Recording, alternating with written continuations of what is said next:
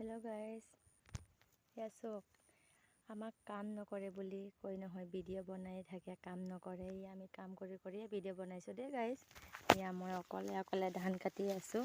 চক এইদৰা ৰাতিপুৱা কাটিলোঁ। তাৰপিছত চক বন, ইমান বন গুচাই আজিৰাকেও দি বন গুচাব দিছিলে। চক পানীৰ অভাৱত, পানীৰ প্ৰব্লেম হ'ল আমাৰ, সেইটো কাৰণে। চক কেনেকুৱা ধান, একদম কি ইমান ধুনীয়া ধানখিনি ভনে গাজিলে।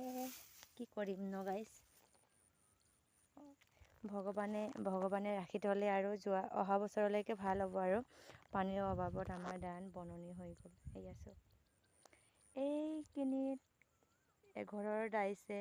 তাৰপিছত মই অকলে দাই আছোঁ।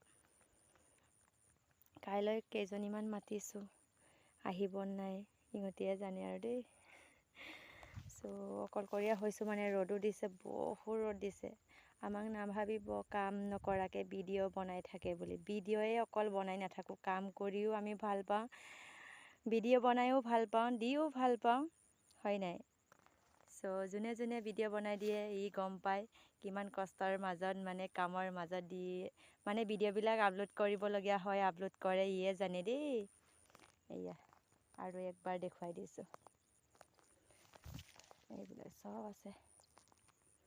অকণমান দেখুৱালোঁ আৰু গাইজ, বাই বাই।